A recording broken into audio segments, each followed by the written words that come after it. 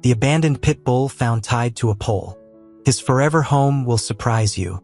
The streetlights of Harmony, Pennsylvania, cast long, skeletal shadows across the freshly fallen snow. It was a late December evening, the kind that bit at your cheeks and made your breath puff out in white clouds. The houses along Maple Street, with their warm, inviting windows, seemed to huddle together against the bitter cold.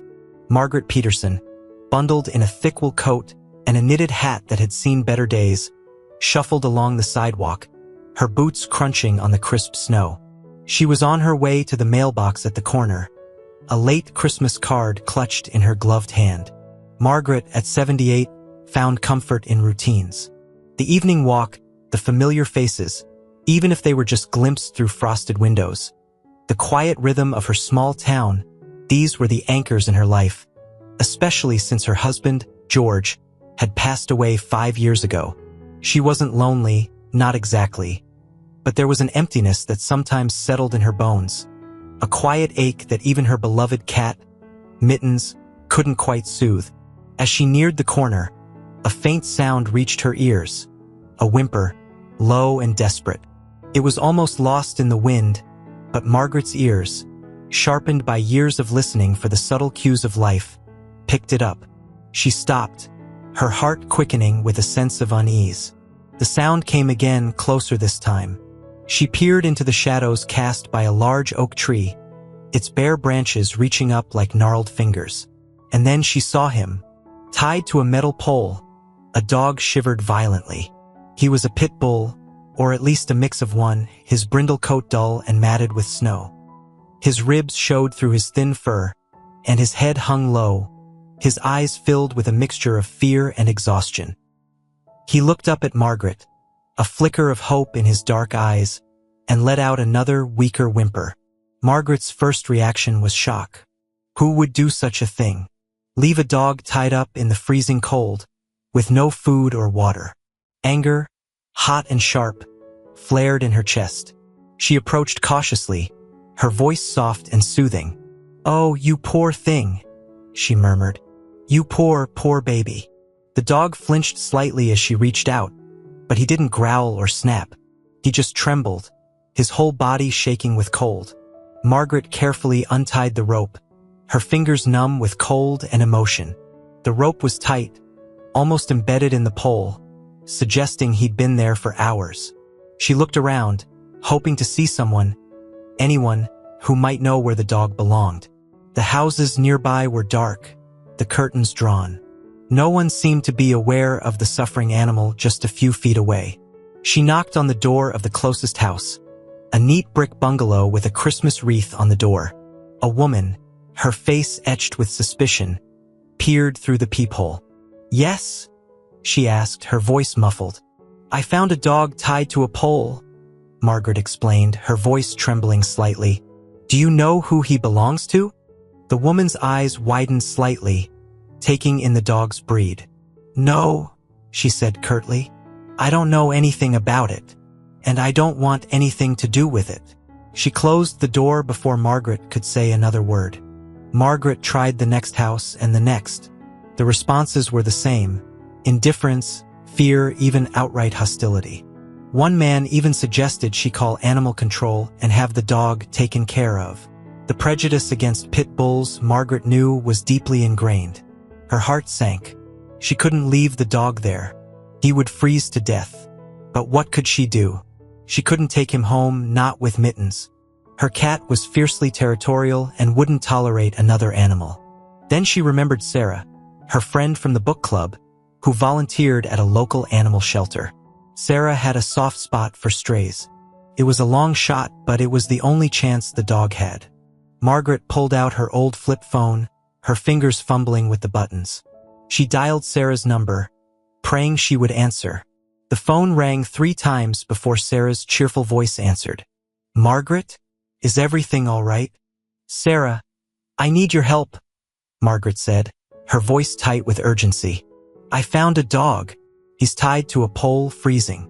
It's a pit bull, I think." There was a pause, and Margaret could almost hear Sarah's hesitation. Sarah's house was already overflowing with rescued cats and dogs. "Oh, Margaret," Sarah sighed. "I'm really full up right now. And a pit bull. They're so hard to place." I know, Margaret said quickly. "But he'll die if I leave him here. He's shivering so badly. Please, Sarah, just for a couple of nights? Until we can find him a proper home." Sarah was silent for a moment, and Margaret held her breath. She knew she was asking a lot. "All right," Sarah said finally. "All right, bring him over. But just for a couple of nights, Margaret. I really don't have room." Relief washed over Margaret, so strong it almost made her knees buckle. "Thank you, Sarah. Thank you so much. I'll be there as soon as I can." She hung up and turned back to the dog, who was watching her with those sad, hopeful eyes. "It's okay, boy," she said softly. "We're going to get you somewhere warm." The walk to Sarah's house was only a few blocks, but it felt like miles. The dog, though weak, walked surprisingly well beside her, leaning against her leg as if seeking comfort and warmth. He didn't pull or bark, just kept his head low and his tail tucked between his legs. Sarah lived in a small, rambling house on the edge of town, surrounded by a large, fenced-in yard. As they approached, Margaret could hear the barking of dogs and the meowing of cats. The house was a haven for unwanted animals, a place where they could find temporary refuge until they found their forever homes. Sarah opened the door, her face a mixture of concern and exasperation. She was a woman in her late 60s, with a kind smile and a whirlwind of energy that belied her age. Her gray hair was pulled back in a messy bun, and she wore a pair of faded jeans and a sweatshirt covered in animal fur. "Oh, he's a big one," Sarah said, looking at the dog. "But he looks gentle enough." The dog, as if understanding her words, wagged his tail tentatively. He seemed to sense that he was in a safe place. He walked into the house cautiously, sniffing the air, his tail still tucked low. Sarah's other dogs, a motley crew of various sizes and breeds, rushed to greet the newcomer. There was some initial sniffing and posturing, but surprisingly, the pit bull remained calm and submissive. He didn't growl or snap, even when a small terrier nipped at his heels. "Well, I'll be," Sarah said, impressed. "He seems to have good manners, at least." She led him to a corner of the living room, where a large dog bed was nestled next to a warm radiator. The dog sank into the bed with a sigh, his eyes closing almost immediately. Sarah brought him a bowl of warm water and some food, which he devoured hungrily. It was clear he hadn't eaten in a while. Margaret watched him, her heart aching. He was so thin, so vulnerable. She couldn't help but wonder what his story was, what he had been through. "He seems house-trained," Sarah observed, as the dog politely asked to be let out into the yard to relieve himself. "And he's so calm. It's like he's used to being in a home." That thought struck Margaret as odd. If he was used to being in a home, why was he abandoned? It was a mystery that she couldn't shake. Margaret stayed for a while, helping Sarah settle the dog in. She felt a pang of guilt leaving him, even though she knew he was safe and warm. "Thank you again, Sarah," she said at the door. "I don't know what I would have done without you." "Don't mention it, Margaret," Sarah said. "But you know I can't keep him long. You'll have to start looking for a permanent solution." Margaret nodded, her heart heavy. She knew Sarah was right, but the thought of giving up this gentle giant, even after such a short time, filled her with a sadness she couldn't explain. As she walked home, the image of the dog's trusting eyes stayed with her, a silent plea that echoed in the cold night air. The next morning, Margaret couldn't shake the image of the shivering pit bull from her mind. She had barely slept, worrying about him and wondering how he was doing. After a quick breakfast, she bundled up and headed back to Sarah's. She found the dog, whom Sarah had tentatively named Buddy, curled up on the dog bed, looking much more relaxed than he had the night before. He lifted his head as Margaret entered, his tail thumping softly against the floor. "Hello, Buddy," Margaret said, kneeling beside him and stroking his head. He leaned into her touch, his eyes closing in contentment. Sarah came into the room, a cup of coffee in her hand. "He's settled in surprisingly well," she said. He's been playing with the other dogs, and he's been an absolute angel. No accidents, no barking, just pure sweetness. Margaret spent the morning at Sarah's, playing with Buddy and observing his interactions with the other animals. He was gentle and playful, even with the smallest dogs and the most aloof cats. He seemed to crave affection, following Margaret around the house and resting his head on her lap whenever she sat down.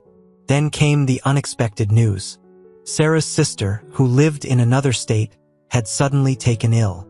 Sarah needed to go be with her, and she couldn't take all the animals. "Margaret, I hate to ask you this," Sarah said, her face etched with worry, "but could you possibly take Buddy for a few days? Just until I get back? I know you have Mittens, but—" Margaret hesitated. It was a big responsibility, and she knew Mittens would be furious. But she couldn't say no. She couldn't bear the thought of Buddy going to a shelter, or worse, back to the streets. "Of course, Sarah," she said, trying to sound more confident than she felt. "I'll take him." And so, Buddy came to live with Margaret. She carefully introduced him to Mittens, keeping them separated at first, then gradually allowing them supervised interactions. Mittens, as expected, was not pleased. She hissed, spat, and retreated to the highest shelves, glaring down at Buddy with undisguised disdain. Buddy, however, seemed unfazed by Mittens' hostility. He remained calm and respectful, never chasing or barking at her. He seemed to understand that she was the queen of the house, and he was just a guest. Margaret was amazed by his behavior. He was incredibly well-behaved, almost unnervingly so. He didn't jump on the furniture, he didn't beg for food, and he seemed to know instinctively what was expected of him. He was quiet, gentle, and incredibly affectionate. He quickly became Margaret's shadow, following her from room to room, his tail wagging softly. He would lie at her feet while she read or watched television, his head resting on her slippers. He loved to cuddle, pressing his big, blocky head against her and sighing contentedly. One evening, as Margaret was watching the news, Buddy nudged her hand with his nose, then placed his head on her lap. She stroked his soft fur, feeling a warmth spread through her chest. It was a feeling she hadn't felt in a long time, a feeling of deep connection and unconditional love. She realized, with a start, that she was falling in love with this dog. He had filled a void in her life she hadn't even realized was there. He had brought laughter, companionship, and a sense of purpose back into her days. He made her feel needed, loved, and less alone. But the joy was tinged with guilt. She knew she couldn't keep him. Mittens was miserable, and Margaret couldn't bear to upset her beloved cat. She also worried about the practicalities of caring for a large dog at her age. Could she handle the walks, the vet bills, the potential challenges? The internal struggle began, a constant tug-of-war between her heart and her head. She loved Buddy, but she also loved Mittens. And she knew that finding a good home for a pit bull, even one as gentle as Buddy, wouldn't be easy. Margaret's growing attachment to Buddy was undeniable, but a nagging voice of doubt persisted. She loved his gentle nature in her home, but what about the outside world? What about the stigma attached to his breed? She needed to be sure, absolutely sure, that he was truly as good-natured as he seemed. The first step was a visit to Dr. Evans, the local veterinarian. Margaret made an appointment, her stomach churning with a mixture of hope and anxiety. Dr. Evans, a gruff but kind man with decades of experience, had always been a bit wary of pit bulls. "He's a rescue," Margaret explained as she led Buddy into the examination room. "I'm fostering him temporarily." Dr. Evans examined Buddy thoroughly, checking his teeth, his heart, his joints. Buddy, despite being in an unfamiliar environment, remained calm and cooperative. He even licked Dr. Evans' hand when the vet checked his ears. "Well, I'll be," Dr. Evans said, a hint of surprise in his voice. "He's in remarkably good health for a stray. A bit underweight, but nothing serious. He has a few old scars, though." He pointed to some faint lines on Buddy's chest and legs. "Could be from anything, really, but given his breed, well, it makes you wonder." Margaret's heart sank. The scars were a reminder of Buddy's unknown past, a past that might hold secrets she didn't want to know. But his temperament, Dr. Evans continued, is remarkable. He's incredibly gentle. I've rarely seen a pit bull this calm and well-behaved. He gave Buddy a pat on the head. You've got a good one here, Margaret. The vet's words were reassuring, but Margaret knew she needed more proof. She needed to see how Buddy reacted in different situations with different people. With Sarah back from her trip, they devised a series of tests. First, they introduced Buddy to Sarah's mailman, a burly man who was initially apprehensive about approaching a pit bull. Buddy simply sat and wagged his tail, accepting a pat on the head without any sign of aggression. Next, they visited a neighbor with young children. Margaret held her breath, watching as the children, initially hesitant, approached Buddy. He remained perfectly still, allowing them to pet him and even pull his ears, gently, of course. He seemed to understand that they were small and fragile, and he adjusted his behavior accordingly. Then came the visit to an elderly friend of Margaret's, Mrs. Henderson, who used a walker and was known for her fear of dogs. Buddy, sensing her frailty, approached her slowly and gently, licking her hand and resting his head on her lap. Mrs. Henderson, initially terrified, was soon stroking his fur and cooing at him. The final test was the dog park. Margaret and Sarah chose a quiet time, when there were only a few other dogs present. They kept Buddy on a leash at first, observing his reactions. He greeted the other dogs politely, sniffing noses and wagging his tail.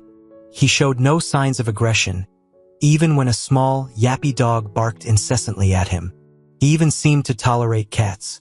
During one of their walks, a stray cat darted across their path. Buddy watched it with interest, but he didn't lunge or bark. He simply wagged his tail and continued walking. He's a unicorn dog, Margaret, Sarah said, shaking her head in amazement. A pit bull with the temperament of a golden retriever. He defies all the stereotypes. The tests confirmed what Margaret already knew in her heart. Buddy was a truly exceptional dog. He was gentle, loving, and incredibly adaptable. He was good with people, good with other dogs, and even tolerant of cats. He was, as Sarah said, a unicorn. But the unicorn status didn't erase the heartbreak looming on the horizon. Days turned into weeks, and Buddy became an integral part of Margaret's life. Their routines were simple, but filled with a quiet joy that Margaret hadn't experienced in years. Mornings began with a leisurely walk around the neighborhood. Buddy, always on his best behavior, would trot beside her, his leash loose, his tail wagging gently. He seemed to enjoy exploring the familiar streets, sniffing at fire hydrants and greeting other dogs with a polite nod. Back home, they would share breakfast. Margaret would eat her toast and oatmeal, while Buddy would devour his kibble with gusto. He never begged, but he would sit patiently by her side, his eyes following every movement of her fork. Afternoons were often spent in the living room, Margaret reading in her armchair, Buddy curled up at her feet. The silence was punctuated only by the turning of pages and Buddy's soft snores. Sometimes, Margaret would put down her book and simply stroke his fur, marveling at his softness and his unwavering affection. Evenings were for watching television. Buddy would lie on the rug, his head resting on Margaret's slippers, his eyes glued to the screen. He seemed particularly fascinated by nature documentaries, tilting his head at the sight of other animals. These small, everyday moments were the threads that wove the tapestry of their bond. Margaret found herself talking to Buddy constantly, sharing her thoughts and worries, her joys and sorrows. He, in turn, would listen patiently, offering a comforting lick or a gentle nudge of his head. Margaret hadn't felt this happy in years. Since George's passing, a quiet loneliness had settled over her life. She had friends, she had her routines, but there was always a void, a sense of something missing. Buddy had filled that void. He had brought laughter back into her home, a sense of purpose, a reason to get up in the morning. He made her feel needed, loved, and cherished. But the happiness was bittersweet. The Mittens situation was a constant source of worry. The cat remained aloof and resentful, spending most of her time perched on high shelves or hiding under furniture. Margaret felt guilty, torn between her love for Buddy and her responsibility to her longtime feline companion. She tried everything to make Mittens more comfortable, giving her extra attention, special treats, and new toys. But nothing seemed to work.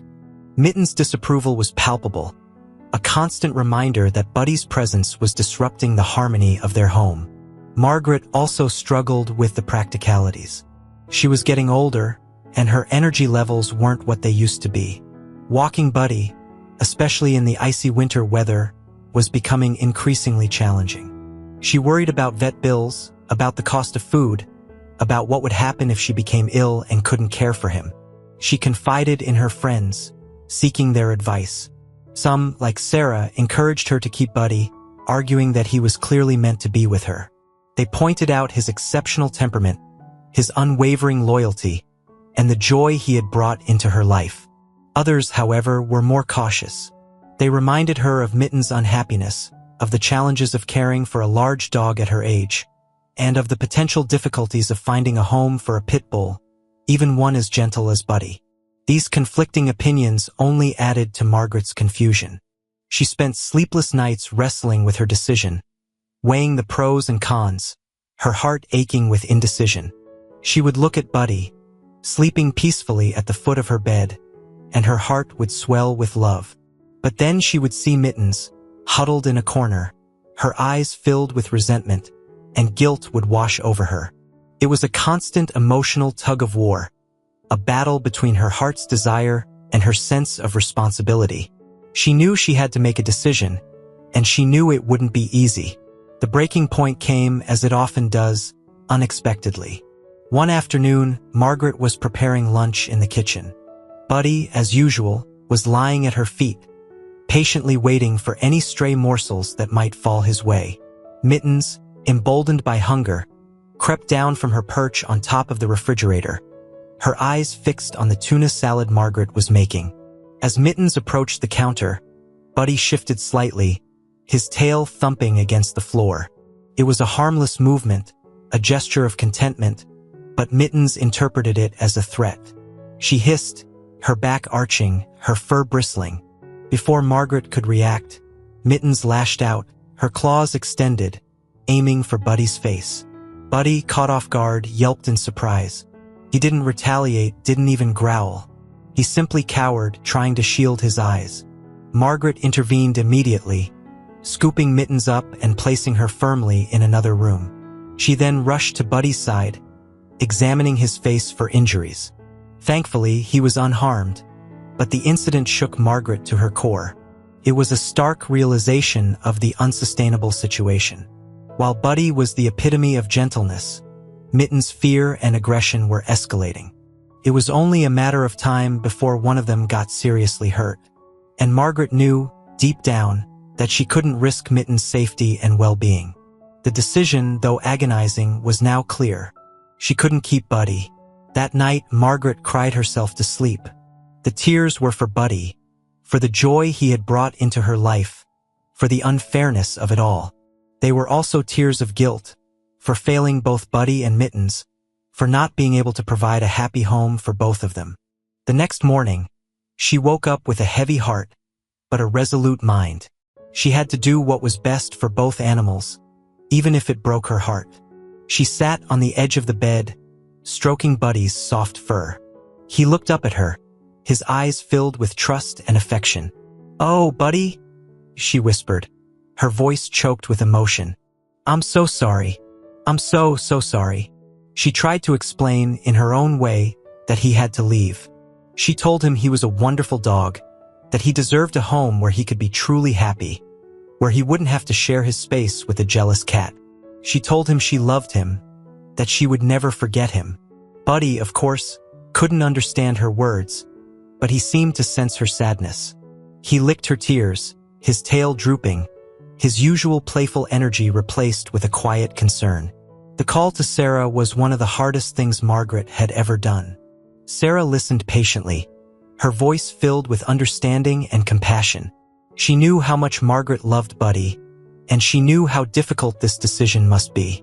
"I'll help you find him the perfect home, Margaret," Sarah promised. "We'll find him a place where he'll be loved and cherished, where he'll have all the space and attention he deserves." The search for Buddy's forever home began, but the weight of impending loss hung heavy in Margaret's heart. Every shared moment, every gentle nudge, every loving look from Buddy was now tinged with the bittersweet knowledge that their time together was drawing to a close. The task of finding Buddy a new home felt monumental. Margaret knew that despite his exceptional temperament, his breed would be a significant hurdle. Pit bulls, unfairly maligned, often languished in shelters, overlooked by potential adopters. She and Sarah worked tirelessly, crafting a profile for Buddy that showcased his true nature. They emphasized his gentleness, his love for people, his compatibility with other dogs, and even his tolerance of cats, with a caveat, of course, about proper introductions. They included photos and videos of him playing, cuddling, and interacting with people of all ages. They wanted to paint a picture of the unicorn dog that he was, dispelling any preconceived notions about his breed. They posted the profile on various rescue websites, shared it on social media, and reached out to their network of friends, family, and animal welfare contacts. They spread the word far and wide, hoping to find that one special person or family who would see past the label and recognize Buddy's inherent goodness. The initial response was a mixed bag. They received numerous inquiries, but many were quickly dismissed. Some people lived in apartments with breed restrictions, others had very young children and were understandably concerned about having a large dog, regardless of his temperament.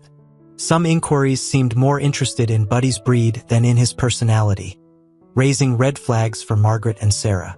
One person even suggested using Buddy for dog fighting, an inquiry that made Margaret physically ill.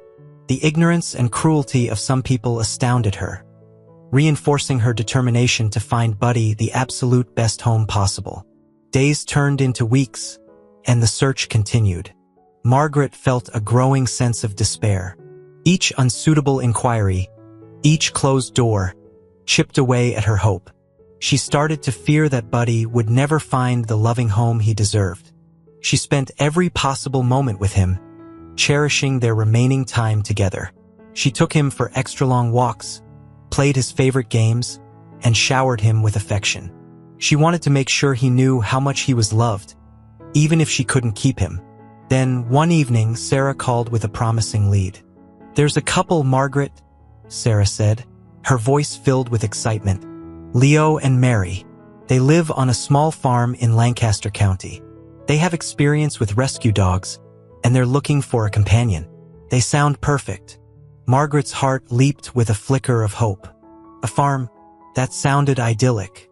Space to run, other animals to play with, and experienced, compassionate owners. It sounded almost too good to be true. They arranged a phone call with Leo. Margaret was nervous, her hands trembling as she dialed the number. She wanted so badly for this to be the right fit for Buddy. Leo's voice, on the other end of the line, was warm and reassuring. He spoke with a gentle drawl, a hint of the Pennsylvania countryside in his tone. He asked thoughtful questions about Buddy's personality, his habits, his likes and dislikes. He wasn't put off by the pit bull label. In fact, he seemed to understand the challenges that came with it. "We've had rescues before," Leo explained, "including a couple of pitties. We know they can be the sweetest dogs, despite what some people think. We lost our old girl, Daisy, a few months ago. She was a shepherd mix, and the farm just feels empty without a dog." Margaret felt a sense of relief wash over her. Leo sounded genuine, kind, and knowledgeable. He understood the importance of patience and understanding when it came to rescue dogs. He wasn't looking for a guard dog or a status symbol. He was looking for a companion, a member of the family. They talked for over an hour, discussing everything from Buddy's favorite toys to his sleeping habits. Margaret felt a connection with Leo, a shared understanding of the unique bond between humans and animals. They arranged for Leo to visit Margaret's house the following weekend to meet Buddy in person.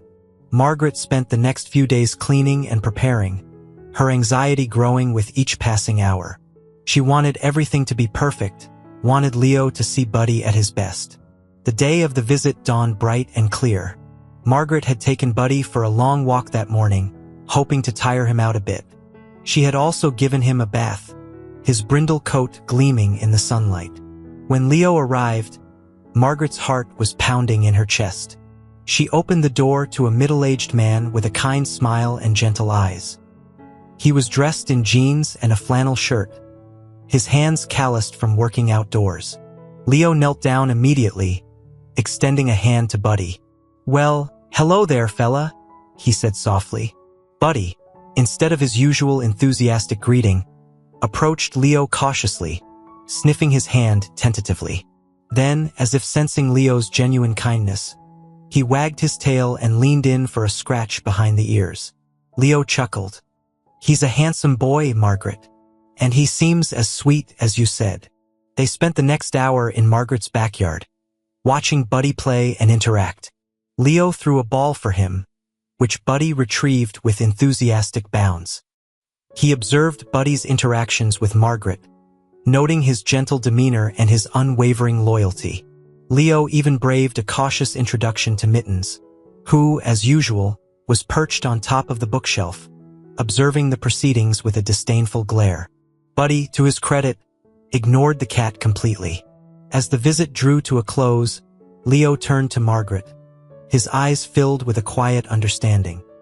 "He's a wonderful dog, Margaret," he said. "I can see why you love him so much. My wife Mary will love him for sure." Margaret felt tears welling up in her eyes. It was the confirmation she had been hoping for, the validation that she had made the right decision, however painful. "We have to let my wife meet him for sure, but if everything goes well with Mary, would you consider letting us be his forever home?" Leo added. After a few days, Leo's wife visited and fell in love with Buddy immediately. Margaret knows she did a right choice. The days leading up to Buddy's departure were a blur of bittersweet moments. Margaret savored every walk, every cuddle, every playful interaction, knowing that their time together was drawing to a close. She tried to be strong, to hide her sadness from Buddy, but her emotions were raw, her heart heavy with grief. She gathered Buddy's belongings, his favorite squeaky toys, his worn-out blanket, the bag of food he had come to love. She packed them carefully, each item a tangible reminder of their time together. She talked to him constantly, whispering reassurances, telling him how much she loved him, how much he had changed her life. She explained, as best she could, that he was going to a wonderful new home, a place where he would be happy and cherished. Buddy, as always, seemed to sense her emotions. He became even more clingy, following her from room to room, resting his head on her lap whenever she sat down. He seemed to know that something was changing, that their familiar routine was about to be disrupted. The final morning arrived, a crisp autumn day with a hint of sadness in the air. Margaret woke up early, her stomach churning with a mixture of grief and anxiety. She took Buddy for one last walk around the neighborhood, their familiar route now imbued with a poignant finality. Back home, she fed him breakfast, watching as he devoured his food with his usual gusto. She stroked his soft fur, burying her face in his neck, trying to memorize the feel of him, the scent of him. When Leo arrived, Margaret tried to be brave. She greeted him with a forced smile, her hands trembling slightly. Buddy, sensing the shift in atmosphere, looked from Margaret to Leo, his tail wagging uncertainly. Margaret knelt down, wrapping her arms around Buddy in a tight embrace. "Oh, Buddy," she whispered, her voice breaking. "I love you so much. You be a good boy, okay? You be good for Leo and Mary." She kissed his head, her tears falling onto his fur.